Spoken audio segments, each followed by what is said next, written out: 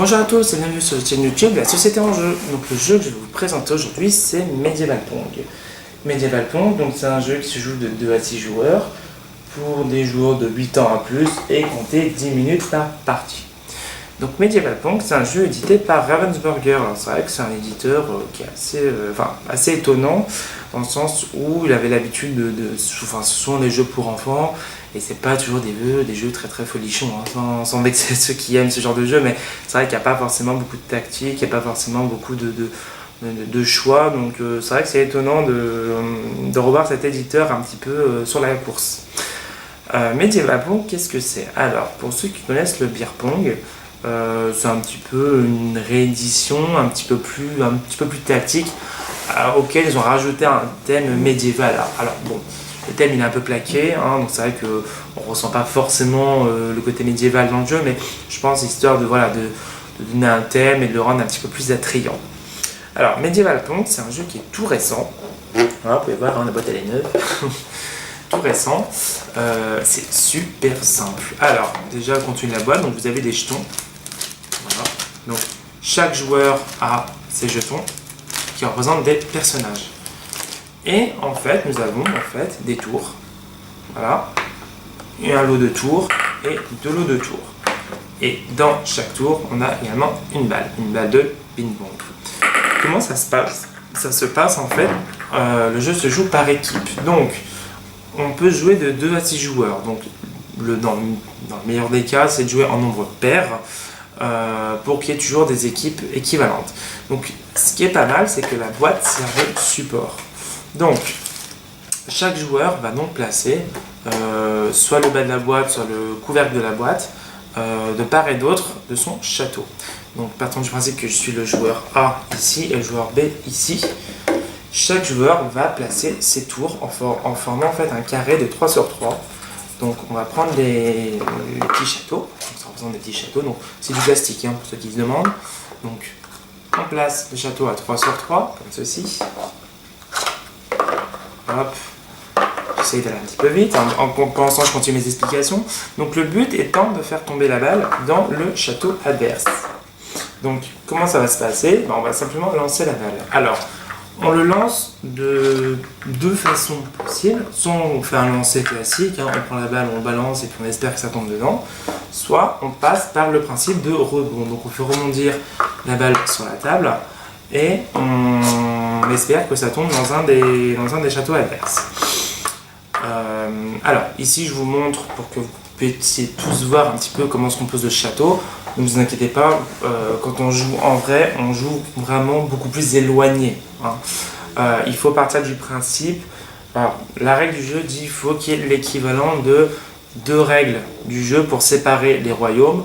Moi j'ai déjà joué, je joue avec beaucoup plus d'écart et c'est vrai que je trouve que le jeu prend une toute autre ampleur. Après tout dépend de la taille de votre table évidemment. Donc, comme je vous ai parlé précédemment, nous avons des personnages.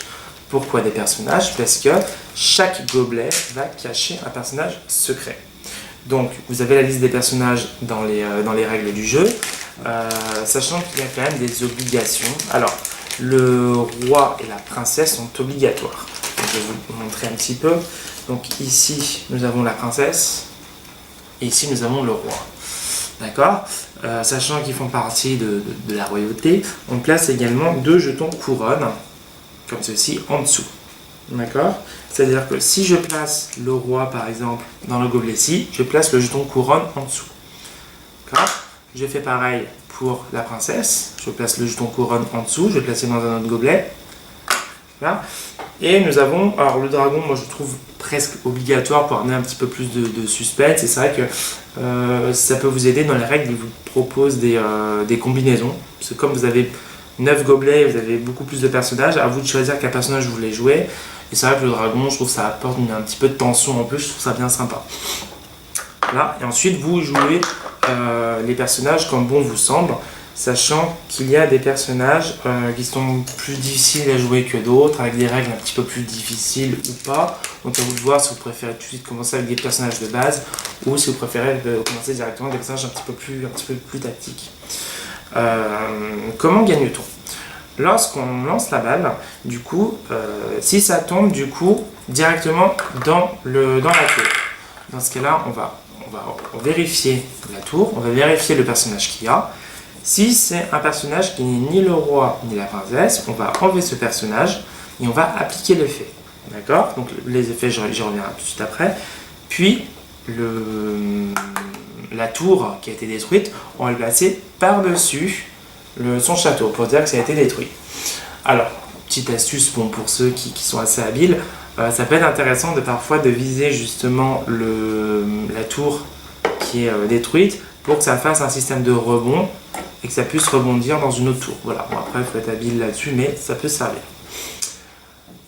Au niveau de l'effet des personnages, quand un personnage est détruit, donc par exemple le joueur A détruit la tour du joueur B, imaginons que nous avons l'archer par exemple, on détruit l'archer, lorsque ça va être au tour du joueur B, il bénéficie du pouvoir de l'archer.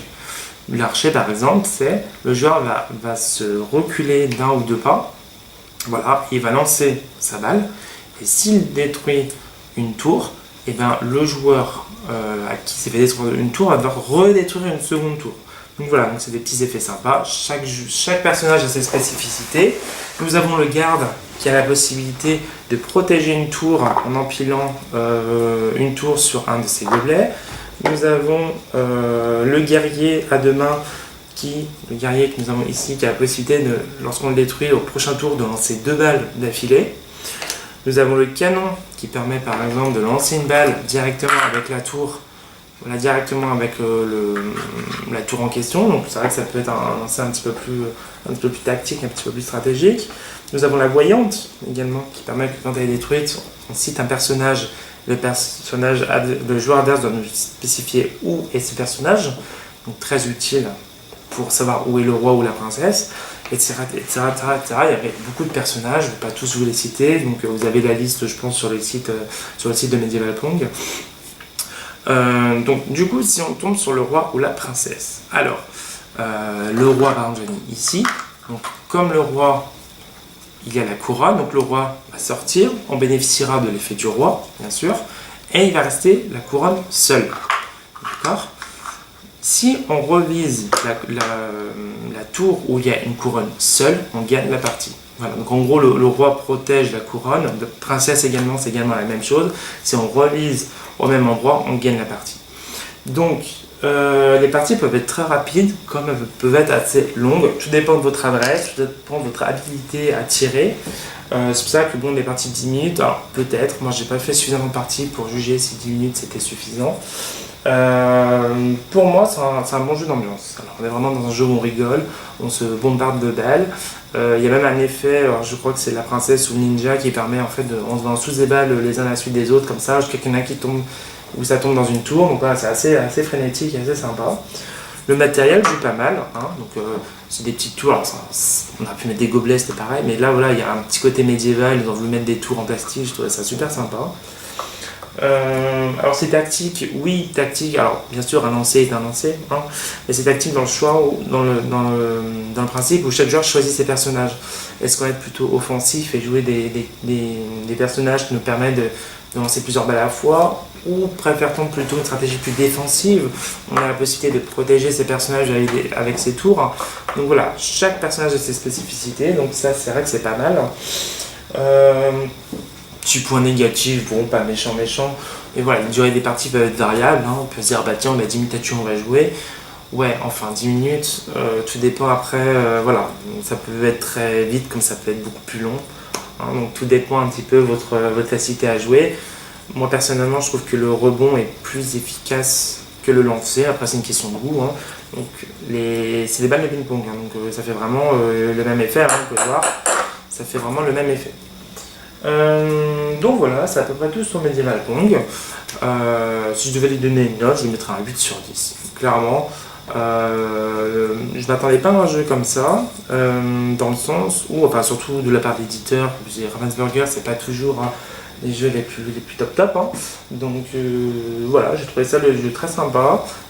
Jouable jusqu'à 6, voilà, en équipe, donc c'est-à-dire que 3 d'un côté, 3 de l'autre. Et puis à chaque tour, c'est un autre joueur qui va lancer la balle. Donc voilà, j'ai bien aimé. Je pense pas qu'il aura des extensions, ou s'il y en a une, ce sera peut-être des nouveaux personnages, peut-être. Voilà, mais en tout cas, le jeu se suffit à lui-même. Voilà. Bien écoutez, c'est tout pour Medieval Pong. N'hésitez pas à laisser un commentaire, me laisser un petit like, commenter la vidéo, puis à bientôt dans une prochaine vidéo. Salut!